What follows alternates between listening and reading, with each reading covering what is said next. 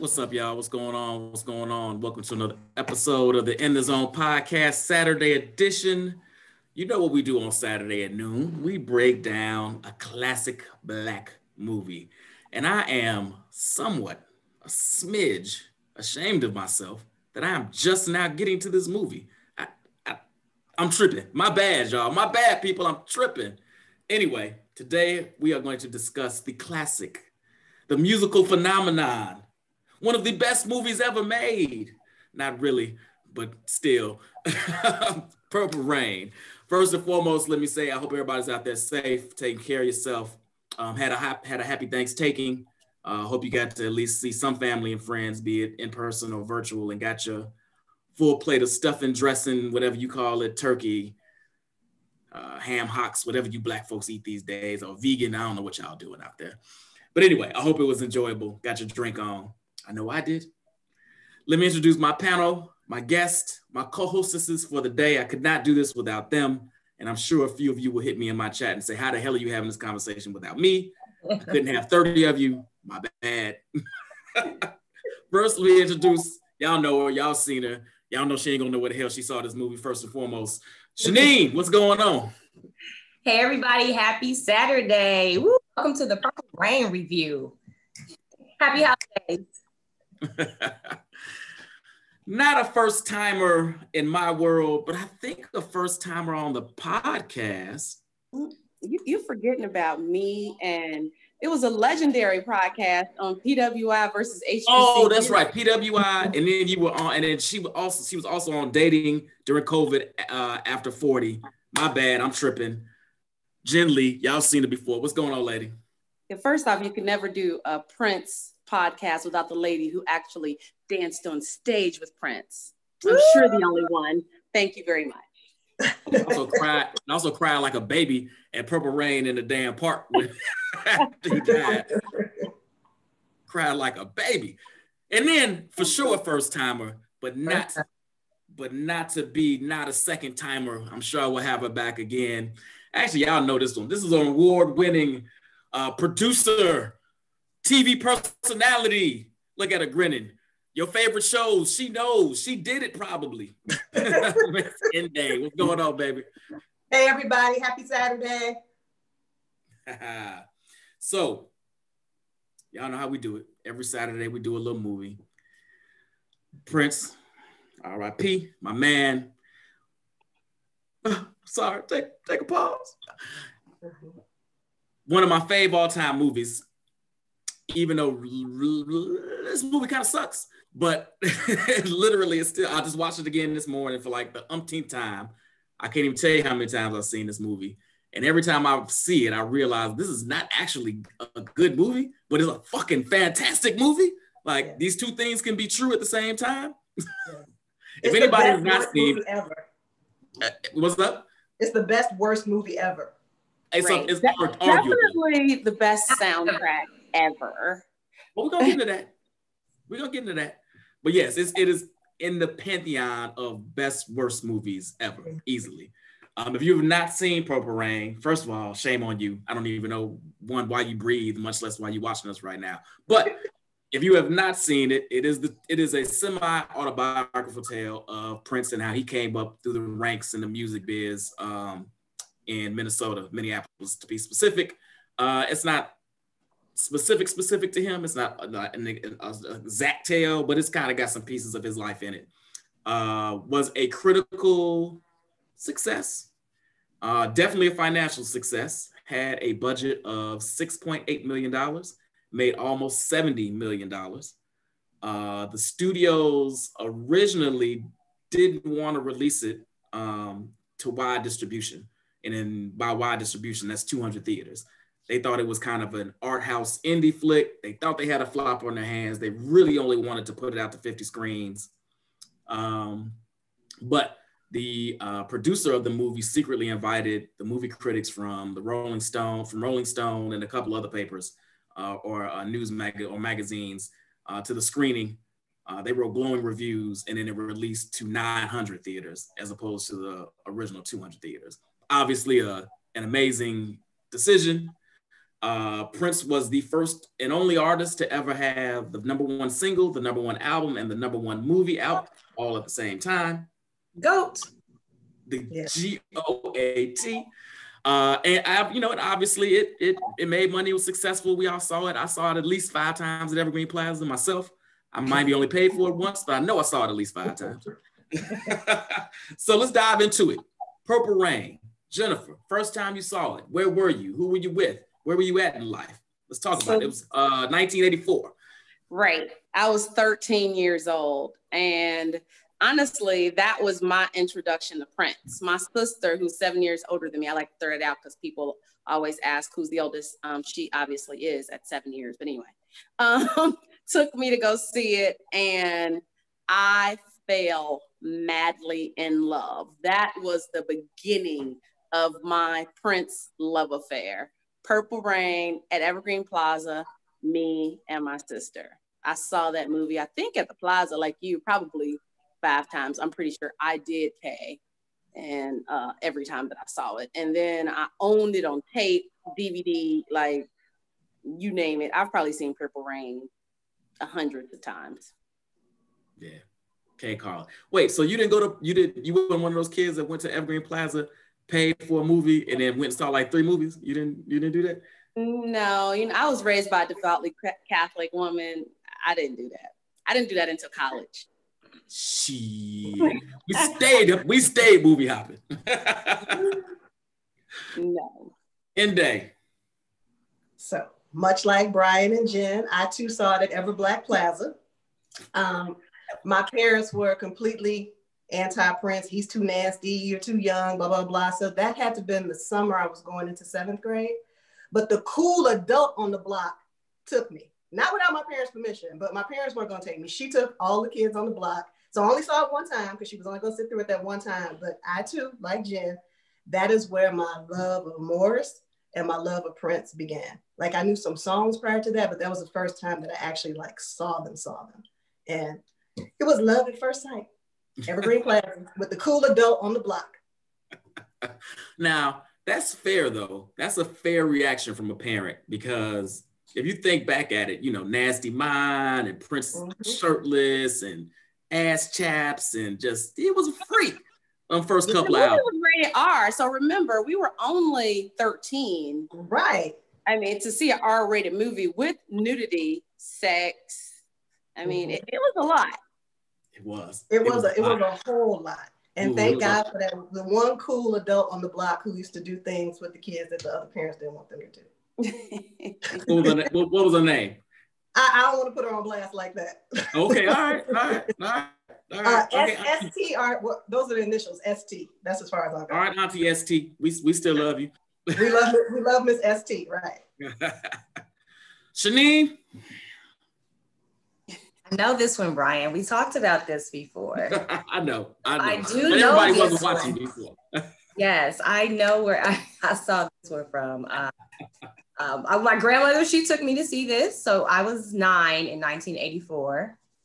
My grandmother took me to see it. And so when I was just thinking about this, knowing that we were going to have to talk about it and knowing that that was one of the questions, I'm like, when you say your grandmother took you to see it, it sounds like, well, your grandmother, but my grandma was probably in her 50s at the time, so it does kind of make sense, that she would want to also see the movie. So I think it was more so for her to see the movie, and it just so happened to be in my era. So I went, and oh my gosh, I was just completely amazed by him. I remember also my aunt Candace, who she's older than me, but she actually asked me to go to one of the concerts prior to, his Purple Rain fame.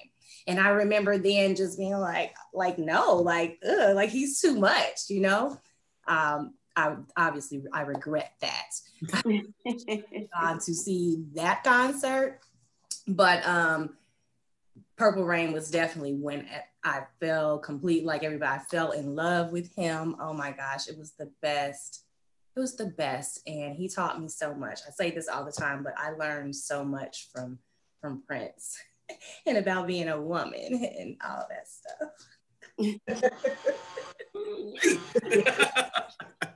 That's what's up. That's what's up. Oh, good Lord. Yes. Tambourine. So yeah, man, so Ever Black Plaza, I'm 13.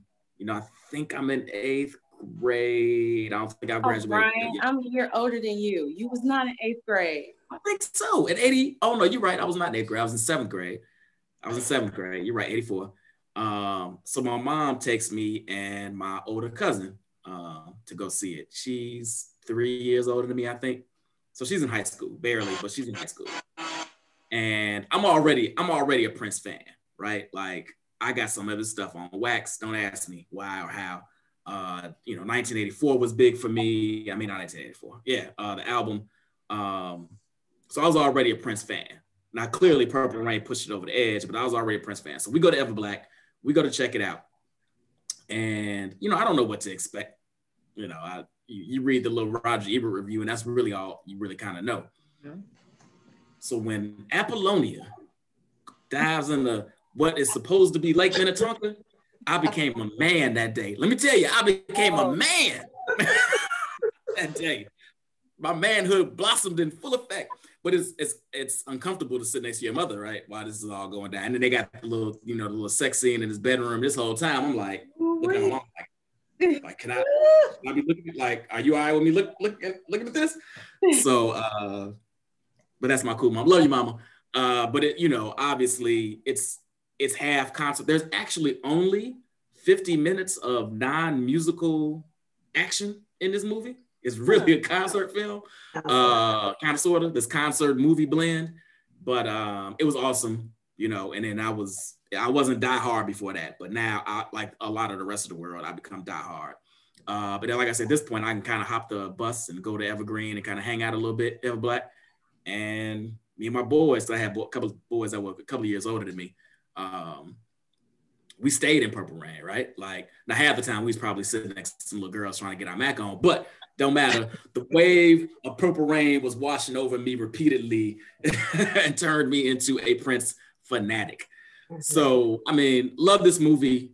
Really harkens back to childhood, having an album, the actual wax, having it on tape, then getting it, I'm talking about the soundtrack, I'm sorry, then getting it on CD, then getting the VHS tape, couldn't wait for this to drop on Blu-ray because I tore the VHS tape. It was done. I didn't even have it anymore. I watched so much. I have it on. So now I have a VHS, because I got another one, VHS copy, a DVD, a Blu-ray, and a remastered Blu-ray that came out like 4 years ago. So I got this on like multiple platforms. Anything you want, I can watch it, listen to it. It's what's up. So anyway, now that I've waxed nostalgic about my Prince love affair growing up, favorite scenes. Hold on, pause. I want to give you all some little known factoids real fast. I looked some of this stuff up today and I did not know it. Well, one of the interesting things is too, I read a review of it, and the review from the New York Times basically said what you said, was that during the scenes that wasn't musical, they were horrible. And I was cracking up like, I didn't realize it was only 50 minutes, but I was like, yeah, that's true. But the music was so good. Who cares? The music. And I might be pushing that a little bit because the movie's only like an hour and 40 minutes. Mm-hmm. And there's not an hour of acting in it. Because shit, if you think about the end, from the time gets on and does Jungle Love till the end of the movie, that's 25 minutes. And ain't but like 5 words said in that motherfucking whole time, right? It's all music. So it's hilarious. But let me read you a couple things. See if you all knew this. The original title of the film was called Dreams. Mm-hmm. The guy that originally wrote the first draft of the script was the executive producer of Fame. Anyway, that was interesting. And he had to hurry up and finish the first draft so he could get back to the shooting of the 3rd season of Fame. Vanity actually was supposed to be Apollonia, but she wound up dropping out so she could be in The Last Temptation of Christ, the Martin Scorsese flick. So a lot of shit changed after Vanity dropped out. They offered the role to Jennifer Beals, who turned it down, so she could go to Yale instead. Wow. Good choice, bad choice. I don't know. I think Yale ain't going nowhere. You being Purple Rain, Jennifer Beal. Fuck you doing? Well, I'm a Jennifer Beal. Jennifer Beal couldn't have been all Apollonia. Look at her little skinny butt. Yeah, no.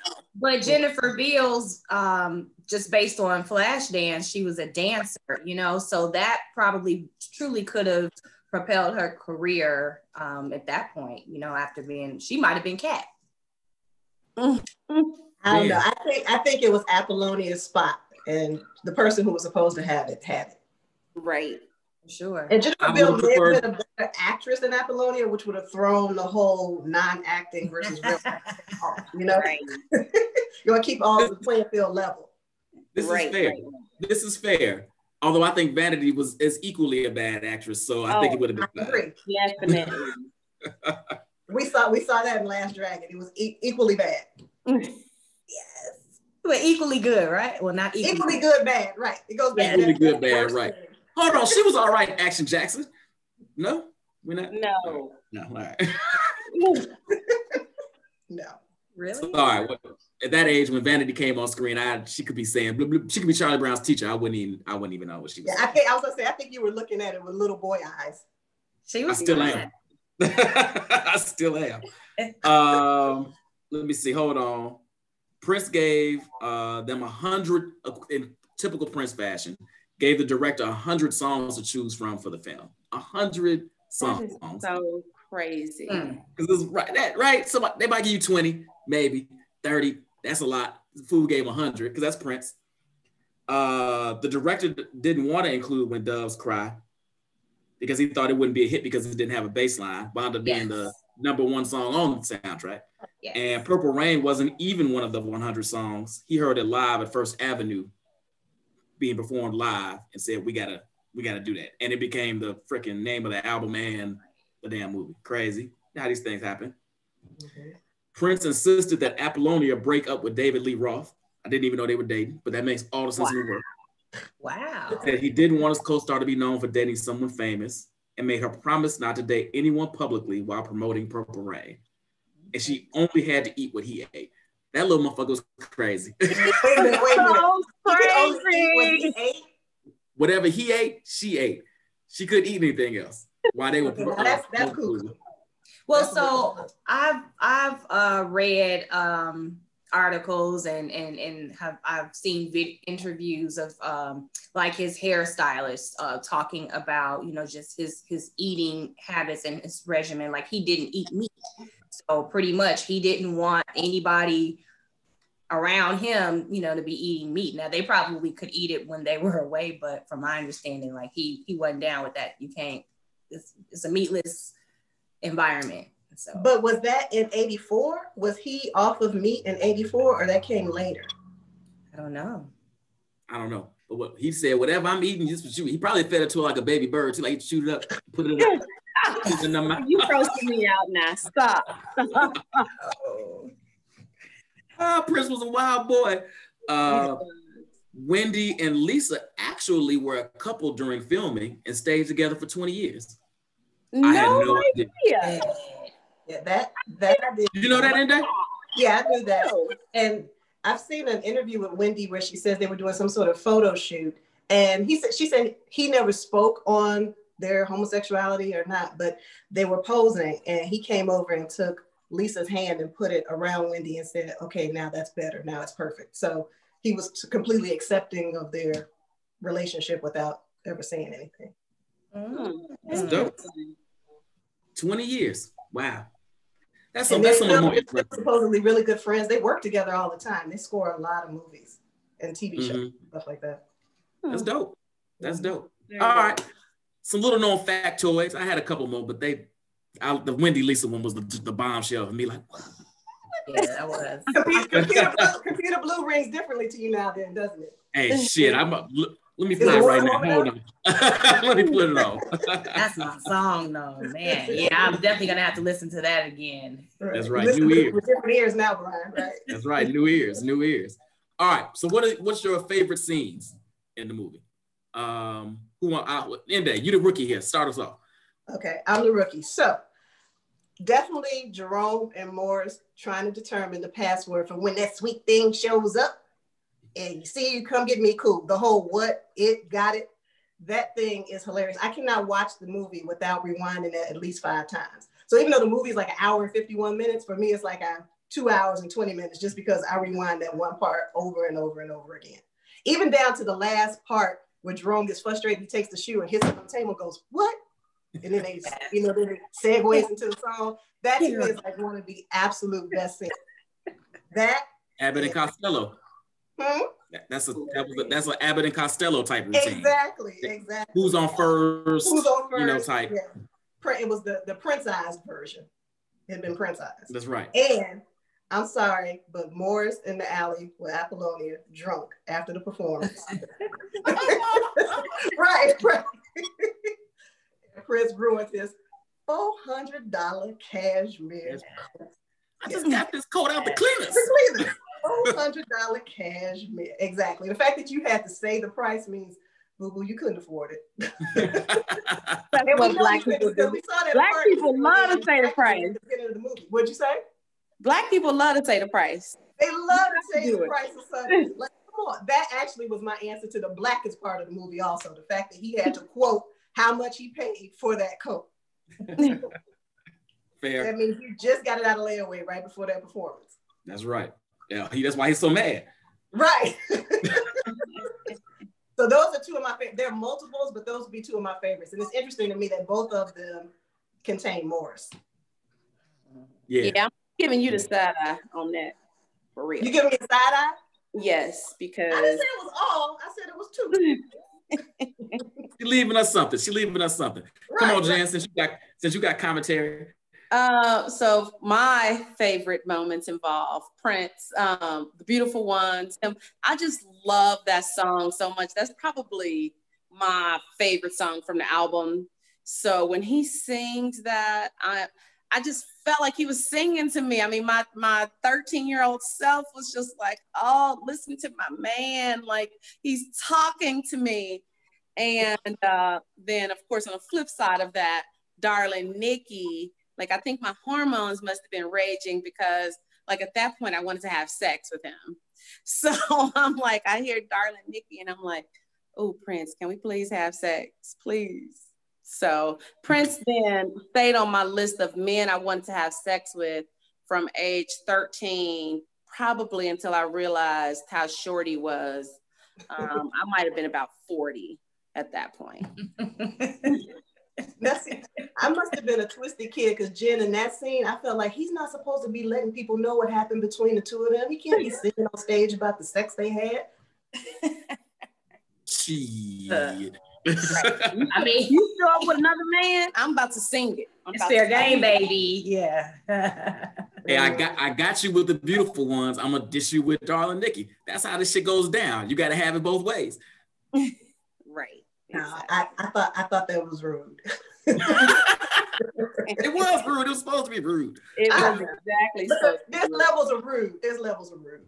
And then when he bend that leg back and hump the stage, I'm like, oh, give it to me, Prince. Give it to me.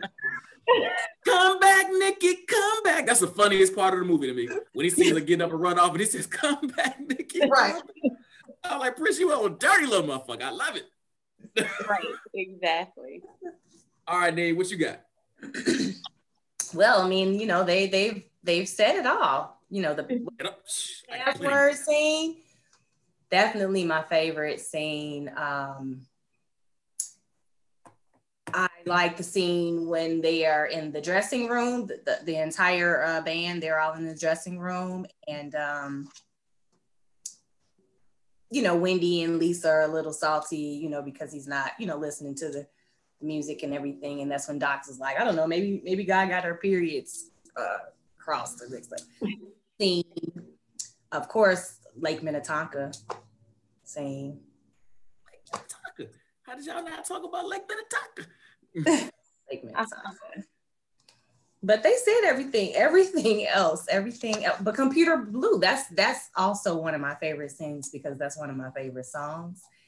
And so I've watched that, a lot of times too, just basically because I would go and actually watch the video. So I've seen that particular scene outside of the movie a ton of times. Okay. All right. Well, I got some more. Y'all left me some stuff. Hold on. So the opening sequence, just the opening sequence with Let's Go Crazy playing in the background, you get a feel for who everybody is in this movie just from the first 5-6 minutes.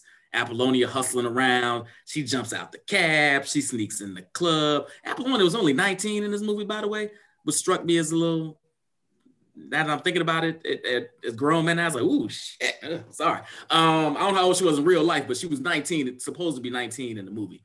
So she, she's hustling, trying to figure her little things out. Morris is Morris. You get the full vibe of who Morris is and him and Jerome's relationship. You get a vibe for the club. And even though Prince isn't really, he's performing, so he's not in it, you still get a feel for who he is and how he's performing and how he interacts with the crowd. And it's just a good little way to introduce the movie and everybody that's in it without a whole lot of subtext and backstory and whatnot. It just kind of sets everything up perfectly. Lake Minnetonka, y'all already said it. Let me hold on. First, let me pause here. Looking at this movie now as an adult, I know y'all love Prince and we love Prince. Prince's game is whack. Prince got the game of a 13-year-old boy that don't really know how to talk to girls and shit. So his first initial interaction with her is, hey, give me that. That's the first thing he says to her. Give me that thing on your foot. The first interaction is him standing behind her at the club, like staring at her. And then she that was game, Brian. You're not giving me that. Right, because she no, that part was kind of cool. No, that part was kind of cool. Yeah. But even that was kind of awkward. He was kind of like, I don't really know what to say. I got this awkward eye contact, so I'm going to back in. I'm going to play it like I'm cool, but I ain't really cool. Then he dips. Then he stalks her in the mall or wherever she happens to be. And the first words of his mouth are, get that to me. Give me that. And then he walks off with the Brian, let's peel this in here. Let's tell the truth. You tried it. That was it didn't work. So you mad because you saw Prince do it. No, right. I'm looking at this bullshit. Then wait, y'all full of shit. And then they have this, you see, you're lying. He gave it to you, it's mine now, whatever. Then he takes her out to the lake. She don't know this dude from nothing. 5 seconds after they're there, he tricks her into jumping into the damn water, right? Bogus, funny, bogus. Then when she gets back, he's revving the bike up forward so she can't get on play. Oh, this is like a fucking 5-year-old. Oh, this is weak game. Well, we know that he's very playful, but what this really says is that it's bad writing. He didn't, that's not who this man is. We know he got game. He's dated the baddest bitches in the game. So I'm not talking about Prince. I'm not talking about Prince the man. I'm talking about the kid in the movie. Talks to Apollonia and knacks her like a 13-year-old that pulls on a ponytail and runs, or snaps her bra straps and run away because he ain't got no game. But here's the thing. But it worked. Somebody doesn't have any game, it usually means it did not work. It worked. It worked. It worked. So I don't know if you can say that he didn't have game. The game might have been a little weird, a little off, but it worked. Hold on, Ende. Let's be honest here. Let's be honest. It wouldn't have worked for me, but it would have worked for me. If a dude is good enough looking, his little weak game gonna be fine because you can be like, yeah, that was goofy, but he fine, so I don't even care. And right? He backed it up with some good D. I'm not saying his D game wasn't tight. I'm saying his...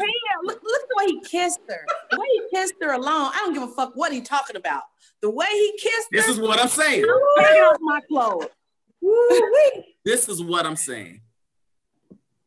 All of that goes out the window. All of his little weak game, him revving the motorcycle up, don't get my feet wet. All that shit goes out the fucking window because you think he look good and he dicks you down. That don't make the game not weak. But no. So listen, that little part though right there where, when he, and especially the don't get my seat all wet, and then he smiled afterwards. So it just showed that even in the beginning, he was trying to be this mysterious person, probably this person that, he's tough guy, so that did show the little playful side to him, and it was kind of sweet.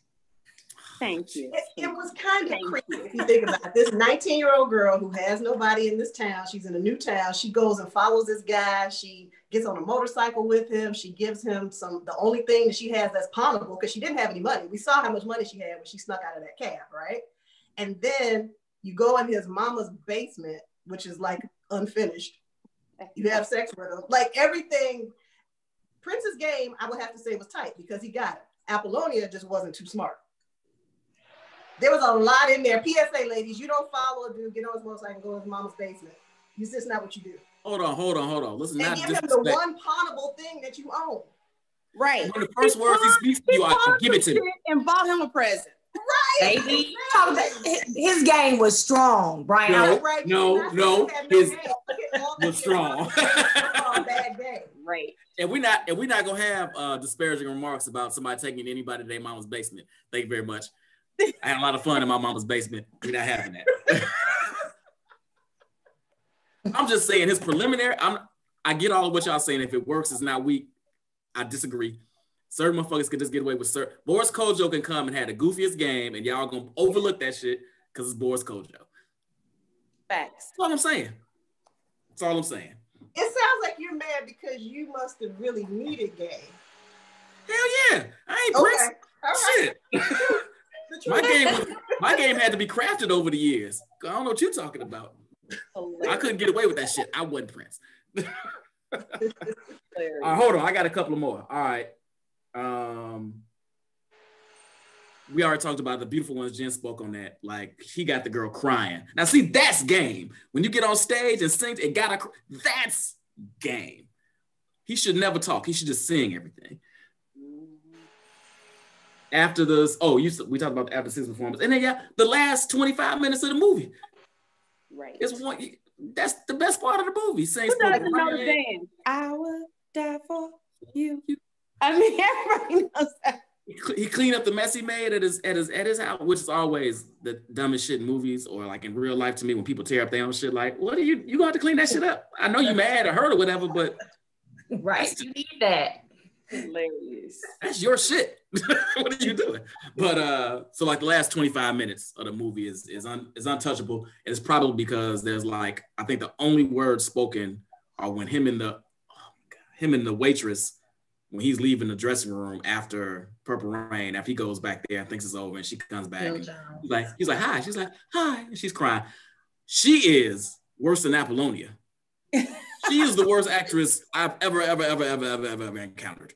You got to be related to somebody. The fact that she even had a speaking line. She has to be related to somebody. She got an out.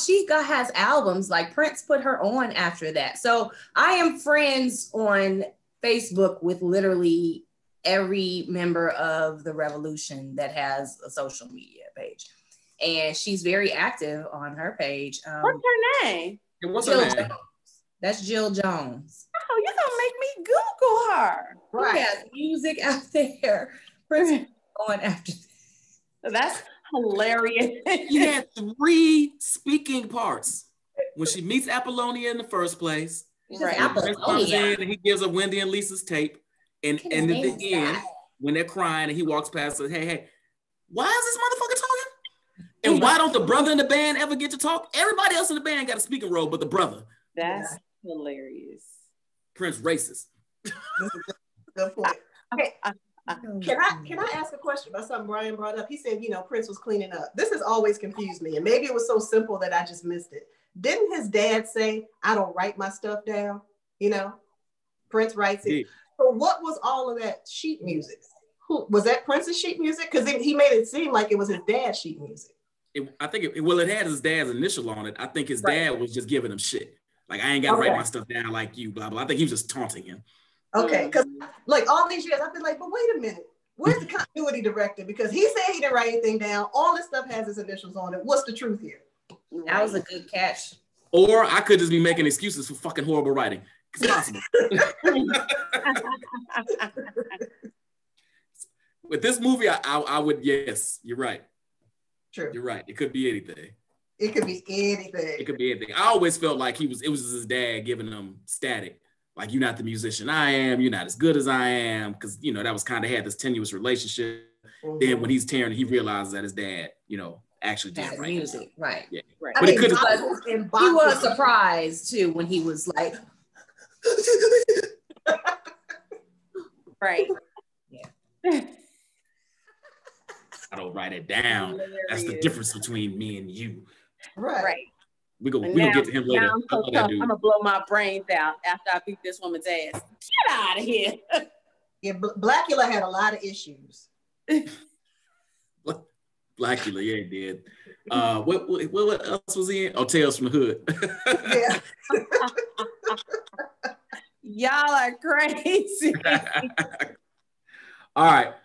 What are some of your favorite, most quotables from this movie? I think Morris is gonna dominate this discussion. But Indeed. Jen, start us off. Oh man, I'm terrible at remembering lines. Nope, you got to go to somebody else because you put me. All right, Shanine, jump in there. So I find myself saying all of the time, just randomly, I'll just, if I'm thinking about something, oh, I can dig it, or can you dig it? Then I'll definitely be like, dig if you will. And like I say that so much from Purple Rain, When Doves Cry, but nobody digs your music but yourself. Right, that is one. Nobody digs your music but yourself. Right. How could I forget that when I used it for a certain Chicago DJ who only plays music for himself? You care to mention any names? Last name full of flavor. Ooh, she got it. You are. He only plays music. You know your Love you, Mark. Love you. That wasn't Mark. That was not me. That wasn't me, Fred. Yeah, she know her stuff. Of course, you have to purify yourself in the waters of Lake Minnetonka. Absolutely. And then when they are in the dressing room again, and Wendy's like,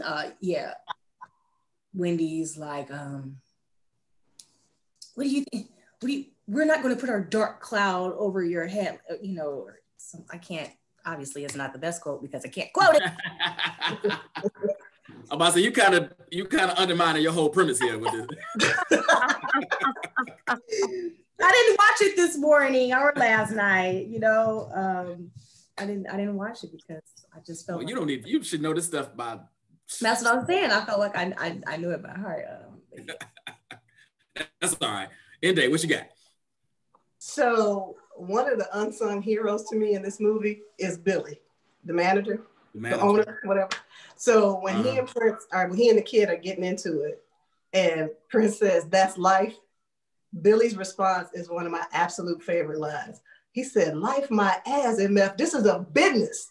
So whenever I'm someplace and there's bad customer service, if I feel like speaking on it, I kind of end with that sentence. This is a business. You ain't too far gone to see that. See, you got to put that shit on the end. You ain't too far gone to see that. You ain't too far gone to see that. Exactly. That's hilarious. He said, "This is a business," and he always had on those Al Sharpton throwback like crushed velvet tracksuits with round belly. Yeah. So almost everything that came out of Billy's mouth tickled me, but that was my favorite Billy line. I find myself, like Shanine said, sometimes you say things. If I'm getting dressed and I'm thinking, oh, I kind of look cute today, I say Jerome when he went past the kid, he said, "So sexy." So I like to. That was a good one, that I forgot about. Yes, yeah. I like to go in the mirror. I love that. And then back then, I loved when Morris said such nastiness, but now that scene actually bothers me. Like, you can't just pick a woman up and throw her in the trash. Like that. I was going to talk about that. That doesn't age very well. Yeah, but at the time, until a few years ago, I'm cleaning up the kitchen, something is gross, I scream, "Such nastiness." Lord. Hilarious. Yeah, that doesn't age well. I agree with you. No, it does not. Not at all. And it's such an over-the-top reaction. Like, why you throwing her in the trash? I get where you're at. Maybe it's a metaphor of I'm throwing her away, but yeah. I don't know. And then your boy did it. Like, what kind of organization are you all running? Like, it's way, way off and highly, highly troubling. Yeah, you gotta draw the line somewhere, Jerome. Come on, goddammit. You're just an enabler. You gotta check your boy every now and again. Like, oh, come on, dog. That's too far. Yeah, like that's when you say you're wrong. But you don't pick a woman up and throw her in the trash. Have your boy do it. Like, all of that. That scene is really, really, really super bothersome to me. Not a good look. It's Not a couple of those scenes, actually. Yeah. Hold on. I got some, though. Okay. Most of them are Morris, because, of course, I fucking love Morris. But anyway, now you're in the best possible position you can be in. So what's the matter? Your shoes on too tight? Let's have some action. I want some asses wiggling. I want some perfection. I don't know how I forgot that. That is by far the line I say the most. That is, I want some asses wiggling. I want some perfection. Yeah, but just like Brian, like you told me, you can't leave the end part off. You got to finish it up. I think I'm right. Now, when they started again, right. That was after they started doing the things. After they started again, and it wasn't going well. I'm gonna need me a drink. Of course, hold it. That's not Lake Minnetonka. Hilarious to this day. That ain't even a guy. It don't even look like a lake. It's a goddamn pond or river. What's wrong with that girl? She from New Orleans. She should know what a goddamn. She from New Orleans. She know what bodies of water size should look like. Minnesota has a bunch of small bodies of water. I think the most of any state. That's probably true. But you also talking about somebody who followed a dude who stared at her and then took something from her. So what? She doesn't recognize a lake versus a pond versus a babbling brook. It makes sense. Fair enough. Fair. I think she just wanted to show him her titties personally, but because she wouldn't exactly offer it a whole lot outside of those titties either. Let's be frank. My titties look like that in a jacket with no bra. I would show them off to everybody too. And she offered him a guitar, okay, the one that he was staring at. So she came to the table with something. Does anybody else ever wonder how? I thought it would be really hard for her to get that leather pleather suit back on her. Impossible. Being that wet and cold. I'm like, there's no way she got that on that quickly. I took a shower before this Zoom and tried putting on these blue jeans and was struggling. That girl didn't put no pants. No way. Right. You cannot do it. Wait, why did that be pleather? Maybe it was real leather. Why y'all saying her shit was pleather? I think it was real leather. Because that jacket was phenomenal. So she had three pawnable things: the bracelet off her anklet, whatever, and her leather jacket and her leather pants. For her to be so broke, she had some dope gear in this movie. Yeah, the boots too. Yeah, she did. That morphs into another part of the blackest part of the movie. One line that none of y'all said was about Morris's brass waterbed. Hold on. I'm getting there, baby. I'm getting there. Somebody said something about Wendy and God in the period. Who mentioned that earlier? Was that you, Shanae? Yeah. Here's the exact quote. God got Wendy's periods reversed. Once every 28 days, she starts acting nice. Lasts about a weekend. Funny. I didn't get that at the time. Clearly, I get it now. Now, this whole sequence is all Morris. And it's not exactly like there's not things said in between them, but who cares what was said in between them? This is all Morris. Your lips will make a lollipop too happy. Would you require anything else besides my company to make you happy? With the voice too, with the voice. Either somebody put something in my drink or you the finest motherfucker I done seen in a long time. I wish you could see my home. It's so exciting. I have a brass water bed. I have an Italian cook, Gino, a killer feeling or something like that. You know, it's rare that I put all my cards on the table when it comes to young ladies, but I'm gonna make you love me. Yeah. Love Morris Day. Love Morris Day. He definitely had the best quotes in the movie. What about when he opened up his coat and started rolling around? Why'd you give Jerome the night off? Oh, here's another one. Here's another one I say often, end day from Billy. Hey, what's this one song shit? So if anybody I ever work with or like I'm, doing business with my boys, whatever, they give me some half-ass shit. I'm like, hey, what's this one song shit? I got a little song and dance that is if you can sing and dance. You got a girlfriend? Yeah, I got a girlfriend. You gonna get married? I don't know. Never get married. I'm like, damn. Oh, And yeah. apparently that's a real conversation he had with his father, which speaks volumes, actually. We already said this is a business. You ain't going too far. Jerome, after he throws him the tickets to the Apollonia performance, he walks out. Oh yeah, don't forget to bring a girlfriend. Right, just foul. And then, of course, how's the family? Family. That was really horrible. Cold. I mean, you talk about below the belt, something I could never say to anybody. And he felt bad afterwards. He felt bad. He knew it wasn't right. That was the one part of good acting. Wait. Does Shanine know something we don't know? Why did she think Morris felt bad? No, Jerome felt bad after he said it because no. Morris felt Morris did. Jerome said it, yes. No, Morris said it. Because he leaned on the wall in the hallway. And then Morris felt bad after. Yeah, Morris felt bad. He realized he went too far. Like that was he took a lot. He slided step. That was the one acting. He was doing it for the group, for the for the boys, for his boys. Right. Because remember, they were walking by already doing "Let's go crazy, let's get nuts." Was already shooting at Prince, right? Was just shooting at the kid, and then Morris digs it in even further with the "How's the family." Right, but that was. But then he leaned. All his boys go in the dressing room. They like dabbing him up, and he kind of, he takes a pause on the wall, like felt a little bad. That was probably, yeah, you're right. That was probably too far. Have you all seen 40-year version? 40-year-old version. I'm sorry. Remember the part where the little girl walks by and is like mocking her, the dark-skinned girl that was in the class, the high schooler. Anyway, it's an homage to this scene. She walks by and she says something. She leans back in and says something to the teacher about her. Oh, after she had bombed at the open mic, she leaned back and said something to her about how was your performance or something like that. As her and her girls are walking down the hall mocking her, and then she stops and leans on the wall and kind of does the Morris Day pose, like, all right, that's probably too far. And I was telling the wife, I was like, oh, Purple Rain. And she was like, what are you talking about? Like we are now, huh?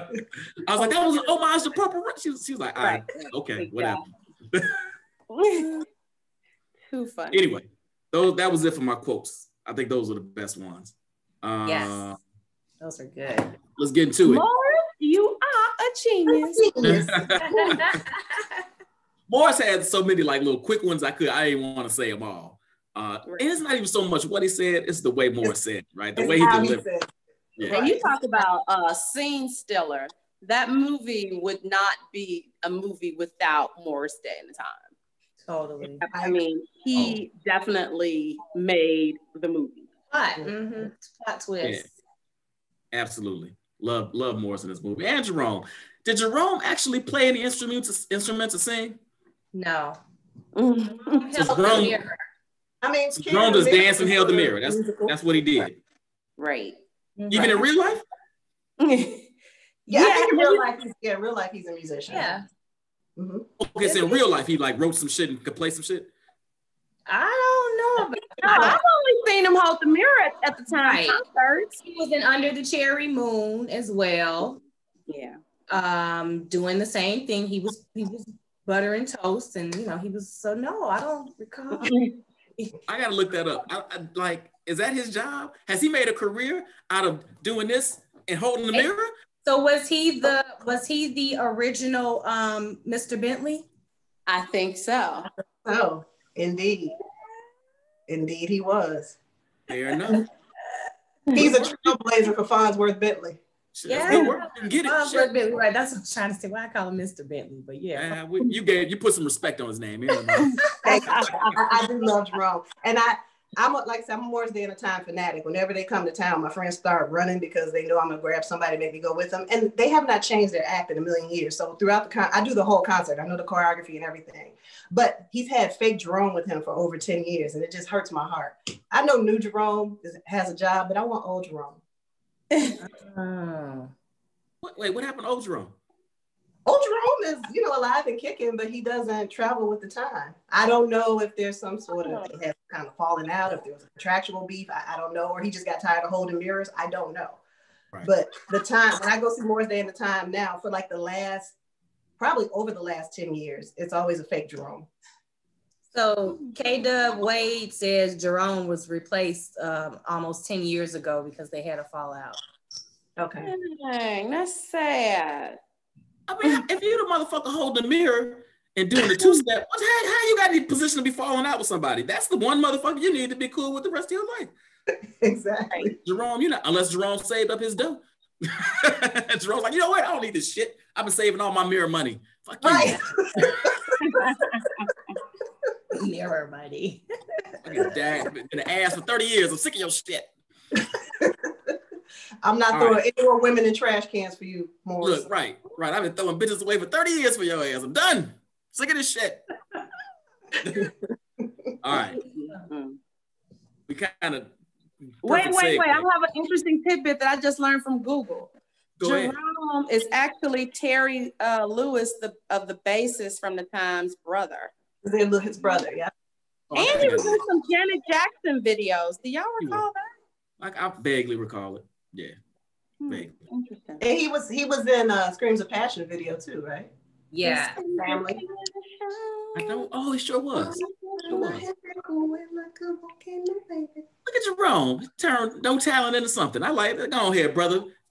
Be innovative. So Jerome is the unsung hero. How about that? Jerome is the low-key unsung hero of this movie. Speaking of, this is a good segue. What are the blackest things that happened in this movie? I don't want to be stereotypical, but do it. This is what we do.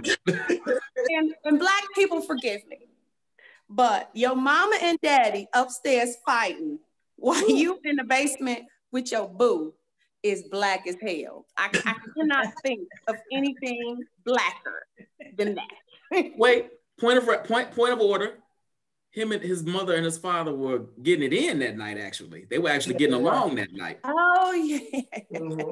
Because he thought it right. It was creepy. I mean, it was weird. Yeah, he was like, freak show. Yeah. Oh, that was so uncommon for him. He thought that was weird. Okay, right. Yeah. So they would set the tone upstairs. Shit. Right. And imagine how appalled you would be if your mom and daddy was upstairs doing it and you downstairs with your boo. You know that's Black. And that basement was Black as hell too. Ooh. That basement was. That was you could smell through the screen that it smelled damp down there. Right. I mean, right. You can smell the mildew. My lungs, my allergies are just annoyed thinking about it. Yes. Wait, why? Because they had pickled pig's feet and shit down there? You just all those damn jars, right? I don't even know how they spent. When Brian said they made that they took $6 million to make that movie, I'm like, that basement thing, the whole, I mean, what was the money spent on? Because when you think about the house and that looked like some shit you see on the West Side. Sorry, West Side folks, but that was definitely a house from the West Side. No, it had grass. There was some grass in front, so it wasn't West Side. I don't care what side, as I said it. What else we got? What else is super Black in this movie? So 2 of my blackest things come from Morris.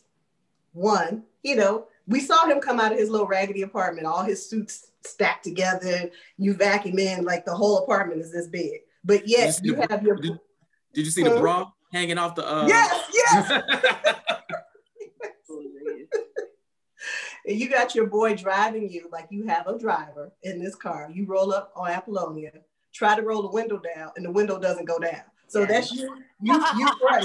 And Jerome had to lean. He said Jerome had to lean forward and tap the window to make it go down. That's one. 2 would be when he was trying to impress her. Brian brought up these quotes. He's like, "Your lips will make a lollipop too happy." In that scene, he said, "Keep the change" to the waitress. Yeah. He pulls Jerome down, like, "Go give me my change." Right. Just acting bigger than what you are. Like, come on, just pipe down. You don't need a driver. And also, help me on this one now. Didn't he order champagne in that scene? Yes. Oh yeah. But it was martini glasses. Why they have martini glasses? That's on my list. That's on my list. Why are they drinking the shit out of martini glasses? That's hilarious. I never noticed that. I never noticed that. They are martini glasses, but he orders champagne and he wants his change back. That's what On my list. Makes no sense to me. Although, hold on. I will interject one of my blackest things that ever happened because of that scene, and having been invested in restaurants, that's some black shit, right? Like, because the dishes ain't clean, so you gotta drink out whatever glasses we got back there.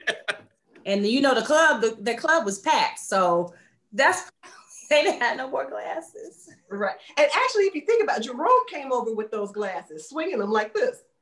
So did he go in the kitchen and get them himself? Did he pull those out of his coat? Like, where did those come from? That's hilarious. Then he waved off with him like, right, like that. That and living in your mama's basement, you're the ghetto superstar. You got all these little fancy clothes, little shiny suits, and little heels and everything, and you ride your motorcycle. Hey, don't talk about my man's heels. Don't talk about my man's heels.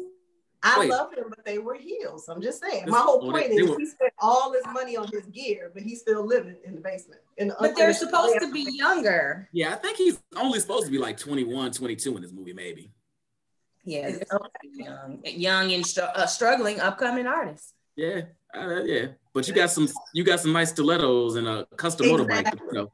And what time of year is it in Minneapolis? I can never really tell. Right. Well, you have on cashmere. You have on cashmere, so it's cold as hell, but the lake is not frozen, so it's really not that cold. But Apollonia ain't never got no damn clothes on. Maybe it was just fall. It was fallish. Let's go with fall. Yeah, let's go with fall. Okay, because Prince still riding around on this motorcycle like it's August. And he had a scarf on. He had a scarf. Well, okay. That's just Prince. Okay. Another little thing I caught rewatching this time, and I don't think I ever caught before. We talked about the alley scene after the performance. Morris does his thing or whatever. Then you start hearing a motorcycle echoing. When Prince is riding around, it's raining. But Morris and Apollonia ain't getting wet. So it's not raining where they standing, but it's raining wherever Prince riding. I'm editing. I'm just saying this is poor editing. I'm just... Wait, how much did you say it was? $6 million was the budget, Brian? $6 million. They couldn't afford the continuity director. Okay. Okay. I'd have done the shit for free if you would probably understand. Janine, you got any black stuff that happened in this movie? Yeah, Apollonia sneaking in the club, sneaking out the cab, just sneaking out on every bill she had.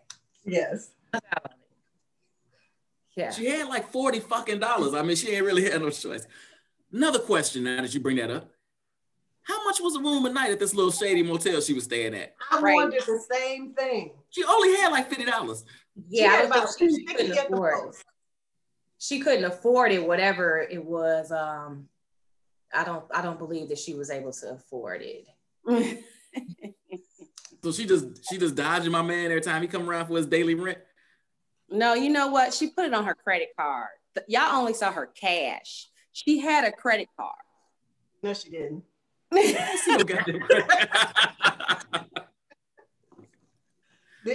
She didn't have the world's first brush card. She had what we saw is what she had.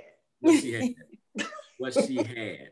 That them titties was what she had. Oh my God.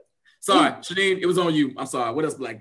Oh no, I mean that's it. I mean, then I guess with the exception of Prince showing up late to the rehearsal and everybody's gone. Mm-hmm. Fair. Wait, wasn't somebody gonna talk about how her clothes were dope, but she ain't had no money, and they wouldn't? Did you think he was gonna bring that up? Yeah, exactly. That could fit into this category too. Blackest thing in the movie. You have no place to stay, but you had the leather, because you all have now convinced me that it wasn't leather. That was pure cow she was wearing, soft and supple cow. Right. She had the little bracelet, the little anklet. Her hair was laid. Yeah. And you have no job, no nothing. No nothing. No nothing. She was only 19, so we gonna, which is all the more disturbing. I won't even tell y'all the hood shit I did in college to I mean, it's what you do with 19. That's what you do. It's what you do. It's what you do, but she was living, like you said, in a one-room place. So much so that this dude's basement cellar unfinished living situation was like an upgrade for her. Right. She was like, can I move in, nigga? Like, dude, you are literally climbing into your man's window in the middle of the night. And the pipe is a stair. That was a stair. Right. I love this movie. This is my favorite category. It really doesn't fit for this movie, but I got to do it anyway. Would this movie have been better with Denzel Washington or Angela Bassett in it? Now, clearly, there's no role in any of this for either one of them, particularly in 1984. However, I will make the argument that them being in this movie, even in the briefest of scenes, playing any role would have elevated the acting quotient 50 times because they would have been the only quality actors in this motherfucker. So I'm going to say yes. Angela Bassett should have been a damn waitress or something. Give me something. The waitress that brought the champagne over. That could have been Angela Bassett. Angela could have been the mama because Prince's mama looked relatively young in that movie. So Angela could have been Angela Bassett in 84. And we've had this conversation before. Angela Bassett looked 40 when she was 20 and she looked 40 when she's 60. I can't tell how fucking old she is ever. So how old was she in 1984? I don't know. She's like 61 now, right? Somewhere near 60. She's 60s. Yeah, early 60s. So we talking. Who does math? She was just probably in her late 30s or something. In 84? No. No, in 1920s. Almost about 30, early 30s. I was late 20s, early 30s. No, she wasn't 30 yet. She was 28. So she was born in 1958. So she couldn't have been his mama. Okay. I don't think you needed quality actors in this movie because it would have been uneven. It wouldn't work. You needed consistently bad. And that's part of what makes the movie great. That's part of its charm. Yes. Agreed. Right. Agreed. Because Denzel. I always like to find a way to squeeze them in. It's just my thing. They just needed to be in the audience watching. That's it. And as I've gotten older, I actually appreciate, and I'm sorry to say this because Angela Bassett is one of my stars, I actually appreciate her acting less. Like she's a face maker and everything sounds the same. Like she's not really that great of an actress. Well, that's a hot take. When you think about Angela Bassett, and I've been watching her on the show she has on Fox, she's and she's, I mean, everything is the exact same. There's no variation. She's definitely no Meryl Streep. Think about it. Go watch a couple of her roles. There's no variation. She's going to act the same in the exact same role. She's definitely no Denzel. We're not having this slander. We're not having this slander on my show. I'm sorry. Look, I was like, I can't kiss my ass with that. Oh, did you just mute her? Yes, I did. I muted her ass. We are not having this slander on my show. We're not doing it. I won't have it. Yeah, hilarious. I won't have it. You go watch What Love Got to Do with It, and you come back here and you have another conversation with me. Goddamn it. I can't go with you on that one, Jen. Sorry. Brian, unmute her. I unmuted myself. Think about the scene from What's Love Got to Do with It and the scene from when she set her husband's shit on fire. Exact same facial expressions. I could do it. Like there is no variation. I love you, Angela.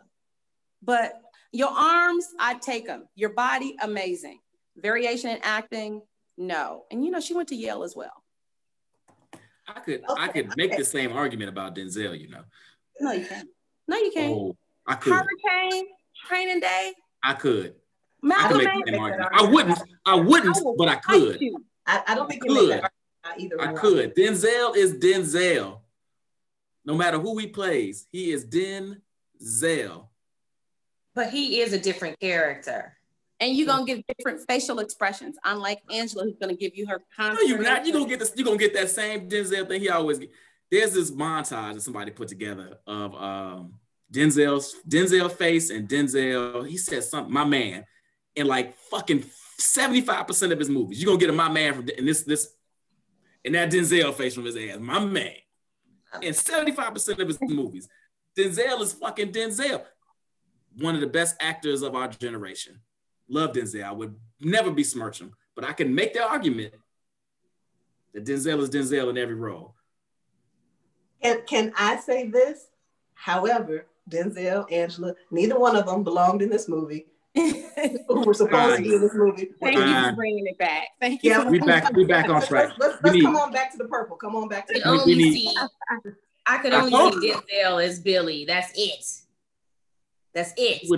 You know what? I can't even see Denzel as Billy because Billy is the perfect Billy. That tracksuit and that belly and that kind of half perm and those big glasses and those weird shoes, like Billy was the perfect Billy.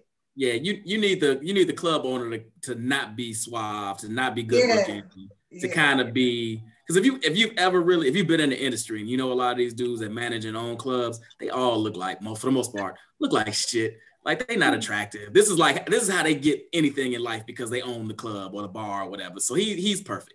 Like, so then is that a no for you, Brian, that neither one of them can has a role? Because we all no, they don't. You know, I like to argue for them every time I can, but that's not here. I side with Ende. This movie is that's right, tambourine me, because you know I'll put him in anywhere. This movie has to be bad acted throughout, so you can't add. It is actually real talent. Consistently bad acting throughout, which makes it beautiful. I agree. This might be the first time I've ever not tried to pigeonhole him in a movie. Look, Craig Elliott says, I think Clarence Williams was the only real actor. The only real actor. Agreed. Definitely. Craig is right. Only real actor. Craig is right. Mm-hmm. With the way his hands were shaking when he turned around and looked at the kid and told him, you know, he doesn't write his stuff down, that was acting. Right. Everything. That and more having regrets about saying how's the family. Those were the two. Please don't give Morris any acting credit, please. You took away. I don't. Your credibility right here is a little shaky because you just took away Angela Bassett's acting credit. So I don't know. That's because I want y'all to go back and you're gonna rewatch those movies and you're gonna say Jennifer was right. Hot diggity damn. I'm not saying that there's not a commonality to her characters in a certain regard, but you could say that about most actors and actresses. The vast majority of them. There are only so many. What's my man? Daniel Day-Lewis's, right? That like completely dives into a part and it's completely different every time. There's only a handful of these people, so you can say that about most great actors and actors. De Niro, I can say that about him. I'm riding with Angela, Jen. Sorry. Yeah, I'm not having this. You'll see. Okay. Anyway, speaking of the poor level of acting in this movie. Is this the best movie that the characters in this movie have ever been in? Absolutely. Let's start with Prince. Best movie he's ever been in? Yes. Under the Cherry Moon. The Cherry Moon, and you know how much I love him, was absolutely dreadful. I love Under the Cherry Moon. Oh my God. Brian, really? I do. Again, it's an awful movie, but I love that fucking movie. I'm with you. And it is also my favorite Prince album. Just to put that out there. The soundtrack, phenomenal. The movie itself, outside of Record Store and Pizza Man, I love Stove. It's a movie that I've only seen once because that's how bad it is. I've only seen it once because it was that bad. That's Graffiti Bridge. I'm with you there too, Brian. I am with you all the way. Under the Cherry Moon, to me, I love Purple Rain. I love Under the Cherry Moon. Even Sign of the Times. Graffiti Bridge is the worst. I agree with you. Graffiti Bridge is worse than Under the Cherry Moon. Oh my God. But because he's so great, his bad is good. Yes. So Graffiti Bridge is, there's a question, we can just skip to that piece of it. You know, does this movie deserve a sequel? We actually got the sequel, which was Graffiti Bridge. And that's what you get when you try to make a sequel to Purple Rain. Graffiti Bridge was a sequel to Purple Rain? Graffiti Bridge is the same characters. It's the kid and Morris and them at the time. It's the same characters, just like in the future. Billy has left the club to them, so they both own half the club. That's right. And so it's actually the sequel. It just sucks. So you kind of try to forget that it ever happened. Right. Yeah. You just try to stick with Purple Rain. Just that's right. It's an anomaly. Purple Rain is safe. It's safe there. It's safe in that space. Yes. It is safe in space. Quick divergence. So I must be like a senior in high school at this point. It's like International Skip Day. It's like maybe the last week of school or whatever. And Sign of the Times is coming out. And again, this is pre-internet. Like, I think I went the day it dropped. So Ebert, there was no review. Like you didn't know shit. You just knew Prince had a movie coming out. So I'm assuming it's an actual movie. So we go and we see, me and my boy, we cut class and we go to see it. And about 20 minutes of it in, he's doing the concert thing, which now I completely appreciate and love. But in the moment, I didn't know what was happening. So I turned to my boy about 20 minutes in. I'm like, hey, man, what the fuck? Where's the acting going? Like, what is this?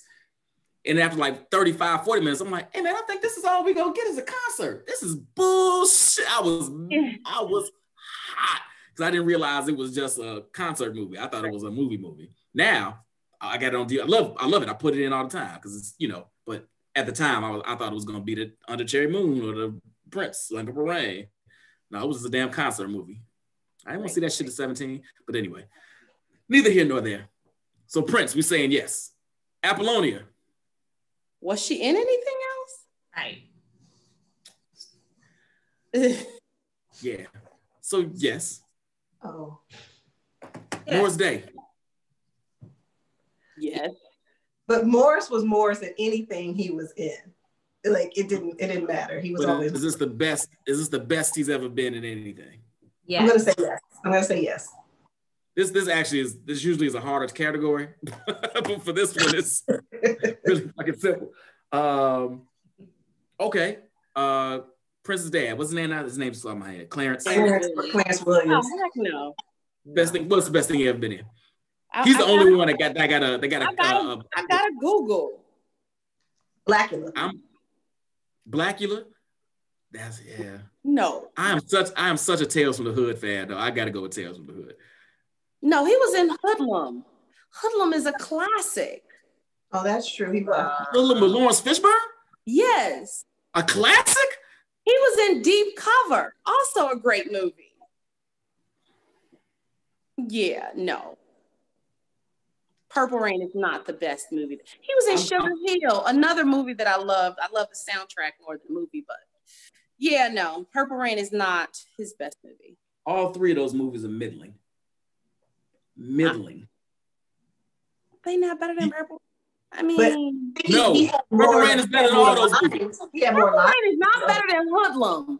Yes, the fuck it is. Hoodlum's not even good. I like Hoodlum. With Vanessa Williams? I don't remember Vanessa Williams being in Hoodlum. She was Bumpy's girlfriend. Oh, yeah, you're right. You don't even know the damn movie. Shut up. I need to rewatch it. But the fact that it has Cicely Tyson and Lawrence Fishburne says to me that it was a far more quality movie than Purple Rain. But what was his acting? Because in Purple Rain, he actually did do some acting. He did show a little range there in Purple Rain. I mean, the man was sitting in the hospital bed. Don't say this man who's been in everything. Y'all don't say Purple Rain is. Yes. He is angry at y'all for saying that. No, he ain't. He loves Purple Rain. He appreciates it. I didn't say Purple Rain was his best movie. I didn't either. I said Tales from the Hood.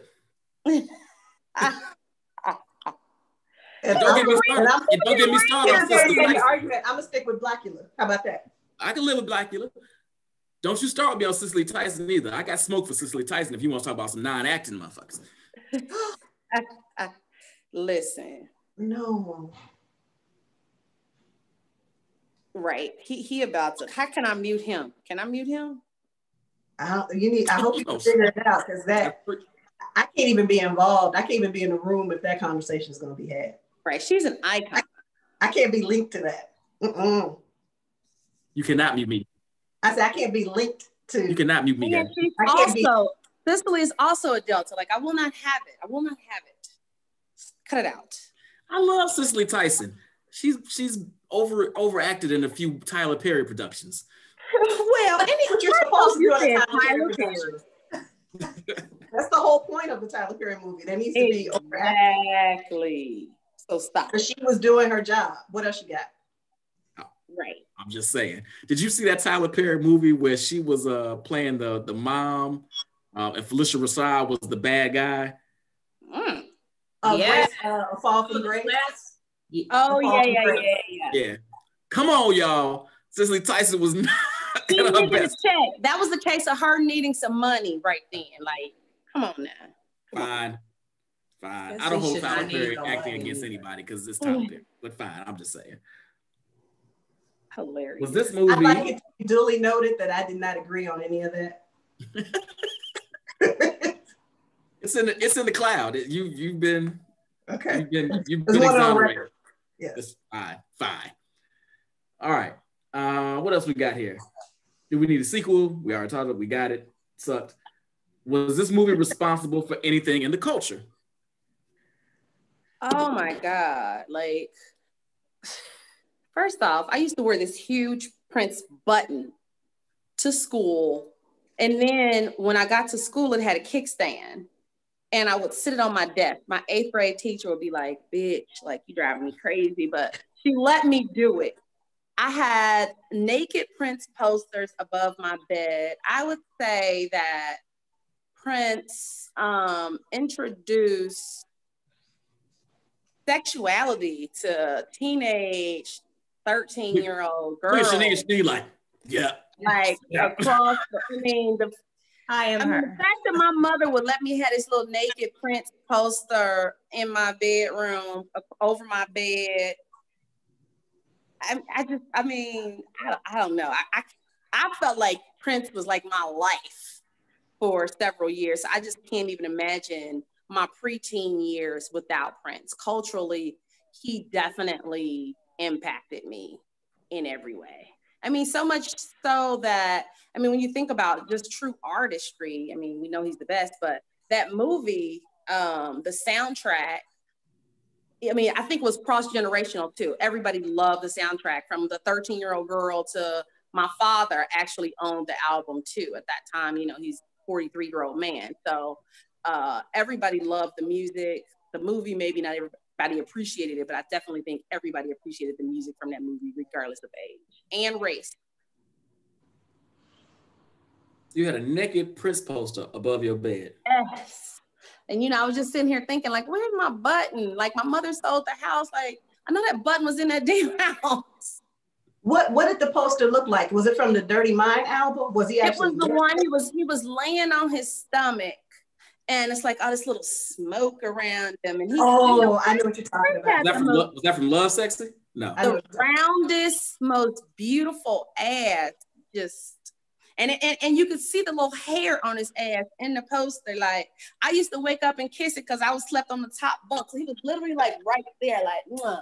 And then I could just jump out the bed. I'm about to do the Jen now. When she was talking about Angela Bassett, as much as I have always loved Prince, I mean, love to this day. He's the GOAT. He's the only person who I will say I am a fan of, because fan is fanatic. I'm not fanatic about anybody except for him. There are a lot of artists I like a lot, I may even love, but I am a fan of Prince. I was never the girl who wanted to be with him in that way. Because I'm like, my guy's waist can't be smaller. His feather was way better than I could ever get. I bought the Diane comb. Remember the Diane comb, all of that? I was like, my man's hair can't be tighter than mine. His makeup application can't be tighter than mine. His waist can't be smaller, and he can't walk in heels better than I can. It wasn't gonna work out. So I really honestly loved him for his artistry. And I can't say he was sexy in his own way, but I wouldn't have been kissing the poster in the morning. Oh, yeah. I mean, you got to think about it, though. When you're 13, you know, it was Prince and Duran for me. And we think about them, too. They were and Boy George, very effeminate men across the board. And I loved all of them. But in terms of naked men, it was like Prince. I just, like, to this day, if Prince walked in my house as a 60-year-old, I'd be like, can we please have sex? I just want to see what you did to make all the women sprung. Do it to me, please, right now. Like, let me take this survey myself. Oh, throw Jermaine Stewart in that list of effeminate men that we kind of dug in the 80s. Exactly. So let me ask this while we're having the conversation. Did Prince usher this in, or was he just part of that wave? I think part of the wave, because when you think about it, it was a lot of them. I mean, it was Boy George, it was Duran Duran, it was George Michael. I mean, they all were around that same. Rick James. Right, all around that time. And so I think without them, we could have been more closed-minded for sure, possibly homophobic. Not that any of them are homosexual, but they definitely introduced us to a culture of people that we wouldn't see on the south side of Chicago. Well, George Michaels was homosexual. Oh, yeah, I forgot. Yeah, I think Jermaine Stewart was too, wasn't he? I'm pretty sure Boy George was too. Oh, right. Yeah, Boy George is. Yeah. So, but Prince was like 78, 79. I mean, he came out the box before a lot of these cats did. I would say his influences, and ushering in that gender fluidity look was instrumental, was key, actually. Yes. Right. I agree. And I would say as a Black performer, he was probably first. Definitely. Yes. So Little Richard? I was about to say, there's Little Richard. Right, Little Richard. For our generation. Oh my God. Little Richard. I'm sorry, Little Richard. I was going to say, for our generation, though, I think that, for our generation, it was the Boy George, the Wham, the Duran Duran. So, yeah, Prince came in representing us, looking like us, and for our generation. And, I think that he totally made an impact on the culture. For us, we had Michael Jackson and we had Prince, so he was like the complete opposite flip side of Michael Jackson. Mike was wholesome, Prince was not. Raunchy. Yeah, so I think he totally impacted the culture, music, he was a rock star. And those shirts, what were those shirts called? We all did start kind of wearing the ruffles. Right. The pirate shirt. That's what I always call it. Pirate shirt. Yeah. Yeah. I think that, he definitely made lace cool again. Lace and ruffles and stuff like that. Even for me, just the way when you read his song lyrics or when you read his song titles, he didn't even write the same. He used numbers and he used like single letters, so for me, that was just something that I recognized. He invented shorthand, if you will. He was the beginning of Twitter and limiting your characters. But yeah, for me, he just truly like changed everything. For me, I learned so much from him. And even right now to this day, so everybody knows that I'm a huge Prince fan. My girls gave me this for my birthday. Nakia Rose, 2020, I got gifts for Prince, this for my birthday. People are still like giving me stuff from my godmother. Bless her heart. My godmother gave me these for my birthday. For my 45th birthday this year. I love it. She gave That's me what's up. So yeah, people send me stuff, I get. Yeah. So Tehran is not the only one with a mask of his fave. So yeah, take that, Tehran. He's completely shaped my life, and like Jen said, I just could not. My teenage, my preteen and teenage years would not have been the same without him. He taught me so much. He taught me the stuff that my mother and my dad did not talk to me about. Yes, he did. Makes sense. And I want to take this somewhere, but I won't. I'm a. Thank you. I agree with Shanine and Jen. We're talking about Little Richard. Little Richard may have set that stage, but he couldn't take it. He didn't take it like this far. I don't think we ever saw Little Richard like dressed. No. I would say. Yes. Like that. And I would say he shaped a lot. I still get Prince gifts. Matter of fact, last week, it happens to be right here. Had a rough week at work. My friend shows up with this doormat. Can you see it? It says, if you didn't come to party, don't bother knocking on my door. Oh my gosh. I want that. Please. Get a dope friend. Get a dope friend. Oh no, we need your dope friend to tell you where they got it. I'm about to Google. You are a new dope friend, okay? So I'm like Shanine, like to this day, I'm still getting Prince gifts. Somebody just gave me this necklace because I was helpful with her wedding, just So he is the person that I am a fan of. He did shape a lot of my musical love because Prince didn't play just one type of music. You know, Prince was a pop star, Prince was a rock star, Prince was R&B. Prince did everything. So outside of the music, if you just kind of look at how he approached his craft, he was a perfectionist, he was a genius, he was passionate about what he does. So I have a small picture of that somebody gifted to me. It was a little painting, and I have it in what's supposed to be my gym at home, just to remind me when I want to go in there and not actually exercise that, well, Prince would have gone and done it because he's going to do things to perfection. So he shapes a lot of things for me, and just in that regard, and trying to do things correctly and efficiently. And the man was just hot. And also, I learned a little geography. I never knew about Lake Minnetonka before Purple Rain. You know, I was like, oh, everything. I never knew this lake.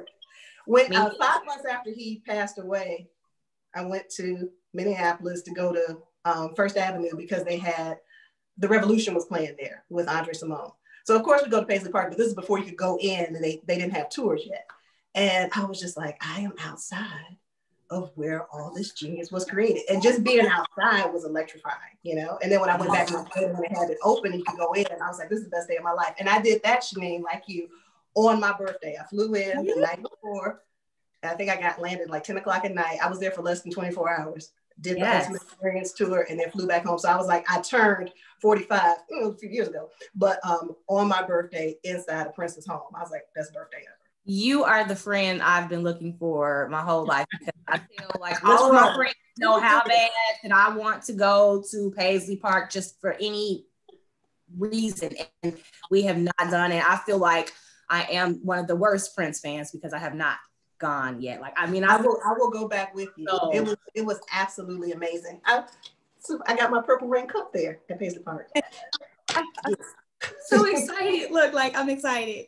Look, now everybody watching you. We're rolling post-COVID. We're rolling. But you all see why I have them on this episode.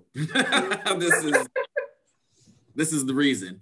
Prince is kissing. I mean, Jen is kissing Prince's booty on posters. No, I flew in by myself for his whatever memorial service concert into Minnesota by myself. I think I was there for probably 12 hours. Flew in, went to that concert I just needed some closure. Like, I was so devastated that if I did not attend a physical memorial service for this man, I was not going to make it. Like, I still feel like I lost somebody. Me too. And so it's like your cousin died, like your favorite cousin died or something. Like for real. And so it's truly, I rank it and I'm thankful that I haven't experienced a whole lot of loss, but it was a huge loss for me. Mm-hmm. Same for me. I literally had people calling me at work like, are you okay? You know, it was like a real thing. And, you know, you mentioned going by yourself. So I've gone to, I know I mentioned that I didn't go to that concert when I was a little bitty, but I did have the wonderful opportunity to go to 3 of his concerts. And definitely one of those I went by myself. That one was like the craziest. I went by myself. It was at Allstate Arena. As soon as we get there, it was canceled because his drummer's son committed suicide. And so they postponed it. And so I did all of that. That t-shirt made the whole thing. But I think that was musicology. You may have seen me dance. Oh, okay, I was gonna say, you may have seen me dance on stage with him when you came back. Nope. But when I came back, it was Morris Day and the Time. Okay. Yeah, that was musicology because they were passing out they were giving out the CDs and the cardboard. That's when artists started getting, and they were giving out the CDs and the cardboard. Yeah, I remember that. Yeah, it was amazing. So, Jen, what's this dance on stage story, Jen? So musicology tour, you could pay money to be in his fan club and you were guaranteed the first or second row. Mm-hmm. So I was in the second row and he pulled me on the stage. He pulled a bunch of us on the stage, but he pulled me on the stage and I danced with him. And I promise you, I'm like, I don't know why. I've searched for the footage because I'm like, I want to see me because my dumbass friend didn't take a picture. And I'm like, there's no record of me dancing on stage. And so when he died, my mother actually wrote on my Facebook wall, like, how many people can say they danced with their favorite star, you know, trying to make me feel better. But I was just like it was, I tell you, it was the happiest moment of my life. I know I'm a mother, but that was the happiest moment of my life. More than giving birth to any children, more than any children graduating from high school, college, whatever. Me dancing on stage with Prince was better than all of that. The closest I ever got, you know how you would always do the after parties after a concert, like at somebody's house, and it was always a secret. I was living in DC at the time, and my friend was a member of the club, so we always got the good tickets to go. And I think whatever, I didn't pay my phone bill or something, so I could pay for the ticket. And we found out where the after party was because he had a friend who was a dancer for Prince for that tour. So we're standing outside the house. We see the tour bus pull up, and I can see the lights flashing from the TV monitor in the bus because he was watching the show he had just done. You know, I guess apparently that was his thing, to critique himself and figure out how to make it better for the next time. So we stood out there just watching these lights flicker in his bus, hoping we could get into the house, and we couldn't, but he got out of the bus and ran right past me. So he, you know, was this close to me. That's the closest I ever got. Yeah, but it was, I mean, the time I saw him before that is when I realized this man is really about 5'2". I never realized before that itty bitty, shorter than me. He's tiny. He's super short. Super. Yeah. But his presence was so large that you didn't realize it. Right. But if you're going by the pure numbers, he might have been like 4'12". So I'm in between. So I never wanted to be romantic with him, even though definitely I thought that he was just super sexy and hot. And again, he taught me some things, but I just always wanted to be like a part of his crew. Like, I am one of his dames. I am a self-proclaimed Prince dame, and that's, nobody can tell me different. But you would have been a roadie. You would have been a roadie. You was I would have been all of that. Oh no, I can't eat no meat. Okay, no problem. Fuck me. Meat ain't good no way. When you do the Paisley Park tour, you can have a meal prepared by his chef with some of his favorite vegan food. It was great. Stop it. Oh my goodness. All right. Okay. Memory lane. I love it. I love it. Right. We are way over time. So real quick, soundtrack ranking. Best soundtrack ever? It won an Academy Award, by the way. Ever. One of my favorite soundtracks for sure. Yeah, I would say one of my faves for sure. Yeah, I can't. It's definitely one of my favorites. I also love the soundtrack from Claudine. So I would say between those two, but yeah, Purple Rain definitely ranks up there. Still got the cassette tape. Oh, damn, you better not. Can you please leave that to me in your will? Please. Have a CD. Okay, I will. You promised to take care of it. You blew me out with that one. You got the cassette. I got the album downstairs. I still got it on wax. It's tough for me because I never. So Shanine and I had this had a podcast where we ranked like the best soundtracks ever. Right, we had a whole conversation about it, and I separate the album from the movie for some reason. Like, I never consider this a soundtrack, even though it is a soundtrack. Mm-hmm. I always think of it as just its own kind of standalone album, and it's still one of my fave albums. Right. But it's so hard for me to, which is stupid because it's so integral in the movie. But for some reason, I separate them out like I don't do with other movies. I don't get why. Maybe because it is the movie. Yeah, it is the movie. It's the freaking title of the movie. Reality. But it is the movie. It's the movie. Yeah, for some reason, I always think of them as two separate entities. I can't, but it's obviously one of the best soundtracks ever, if not the best. I have to say it's the best soundtrack because it's the soundtrack of my life, because my theme song, every superhero needs a theme song, since Purple Rain has been Baby I'm a Star. That's why my name on the Zoom says Inday Star. All my things have the word star in it. Oh, wow. So, Baby I'm a Star is my theme song. But I realized that means all these years I've been saying I ain't got no money. I was like, that's where that came from. I spoke that into existence. I need to alter that lyric. Everything else is fine, but that one little lyric I need to change. That's hilarious. Can I ask you all a question about I Would Die For You? So I believe that is a spiritual song. And so it's actually on my gospel playlist because I think that's a spiritual song. Does anybody else think that? No, but that's because my thoughts of Prince are so raunchy that I can't put God and Prince in the same, like. But he talked about God so much. God and sex were like. So the song where he's taught with, what's the live song where the lady is dying, she has cancer or something, and that song makes me think about God. But everything Purple Rain. But what about his song, April? God? What about his song, God? Yeah, I'm about to say it's a song, God. You talking about Sometimes It Snows in April, Jennifer? No. Oh, God, I'm so old. I don't remember. It's like one of my favorite Prince songs, but this song does not. Everything Purple Rain to me is sex. I don't Listen know. to the lyrics. Listen to the lyrics. He literally says, "You're a Messiah" in the song. He says, yeah, but he's always called himself God. He says, if you're evil, I'll love you by and by. Like I think that he is saying as God in that song. Okay. I'm gonna listen to it with different ears. Yeah, I gotta go back and review it. Okay. All right. All right. Y'all get deep on this mug, boy. Right. All right, I got a couple of nitpicks for the movie. We're gonna have to wrap this up, but I got a couple of questions that don't make sense to me on a couple of things. Well, some of them are just commentary. So the MC, why the fuck is he so dry? I know. Please welcome. Can I try to do an imitation? Ladies and gentlemen, please welcome the time.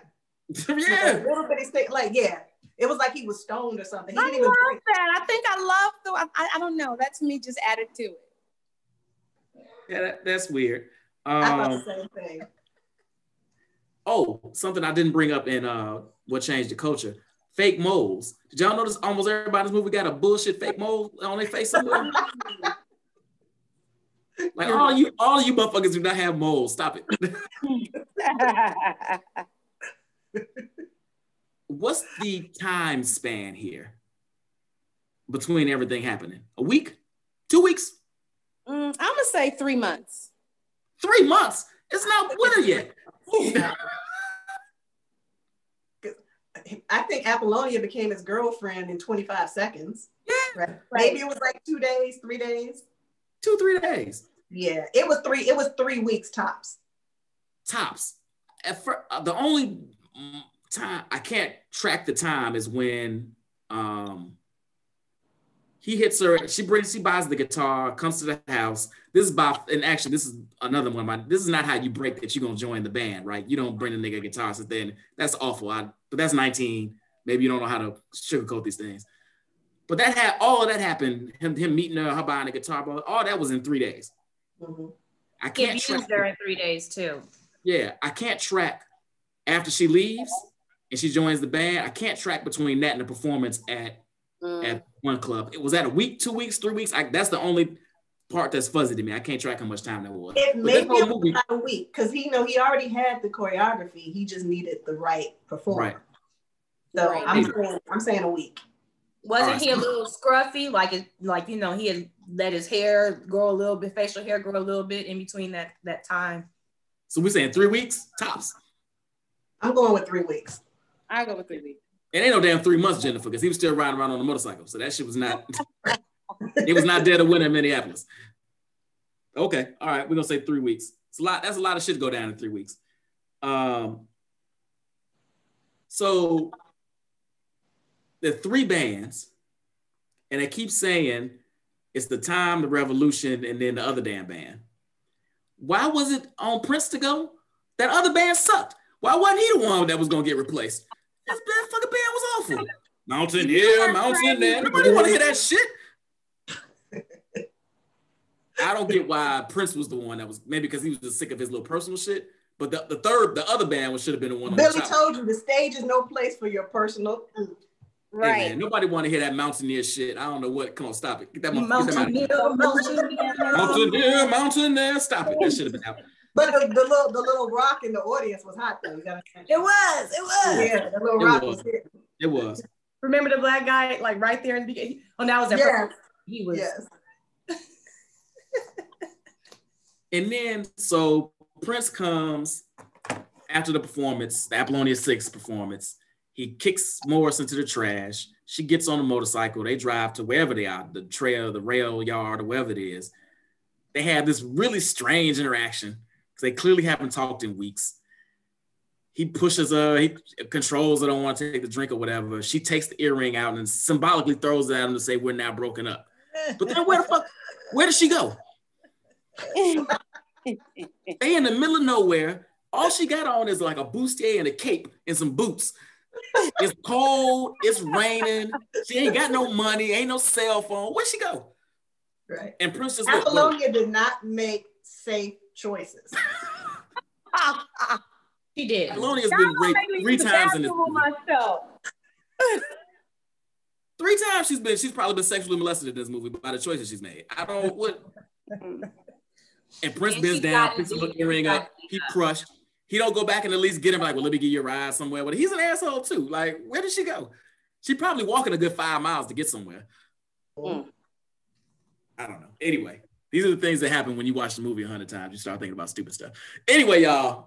So one other thing. Final thing? What else you got? No, Shireen, I got to use the bathroom. The Come on, funny, Shireen. 49-year-old bladder. When after she got out of the Lake Minnetonka, right? After she got out, and that whole little ditty where he was, she was trying to get on the bike and everything, and her hair was wet because she had just gotten out. It looked pretty. The water. And right, as soon as they took off, her hair was as fluffy. But she is, she was, what is Apollonia? What race is she? Because, they hair dry fast. Puerto Rico. It doesn't dry that fast, though. It's all right, shit. Bad editing again. They needed a consultant on the like. Yeah. Hey y'all, this was fun. I appreciate you all jumping in here. I said I can't believe it took me so long to get to this movie.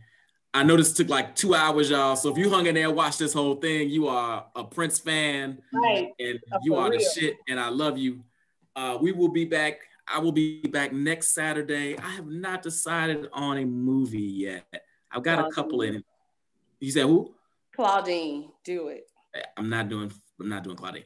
I've done 2 musicals, so I got to go back to something maybe a little more action-packed next time. I'm gonna think about it.